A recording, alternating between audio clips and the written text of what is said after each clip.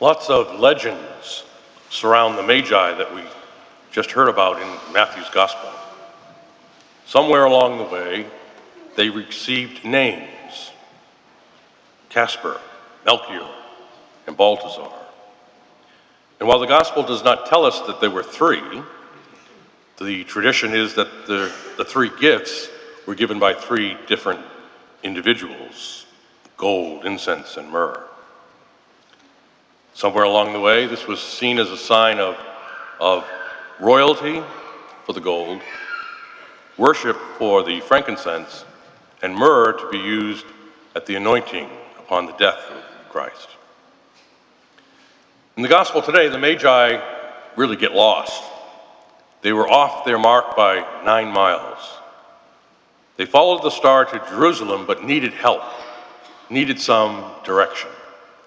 So they must have known about the 60th chapter of Isaiah, when the Jews had been exiled into what is today Iraq, and they returned to Jerusalem. It was destroyed.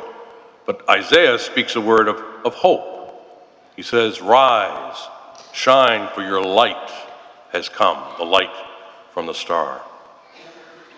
We all know the story. A star led them to the area near Jerusalem, and they asked King Herod for some help as to where the newborn king of the Jews was to be found. Herod didn't really know, so he asked some other wise men.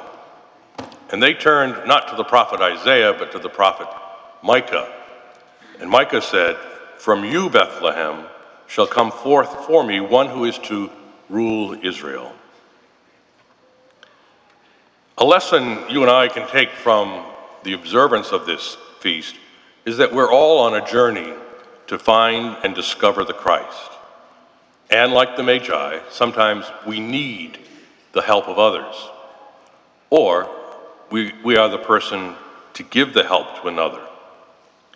We're all human, and sometimes the journey is easier than other times. We can really get discouraged and really need to be reassured by others that things will work out. We need to hear the message that there is always hope, even if our current situation results in our death, because we are a people of hope, people who believe that there is life even after death. Oftentimes, the situation is not that dire, but we still need the help of others to help us discover Christ. Many of us, like the wise men, are sometimes looking in the wrong place for a sense of success or fulfillment. It doesn't lie in the things that the world says are hallmarks of success: money or status and possessions. It lies rather in the humbleness of a Bethlehem. It's in serving and caring for each other that we find the Christ. He is hidden in the homeless, and he wants us to find him. He's hidden in that rough exterior of someone we might know, and wants us to recognize his presence.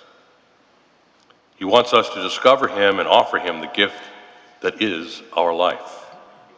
That's the epiphany or revelation that we seek today.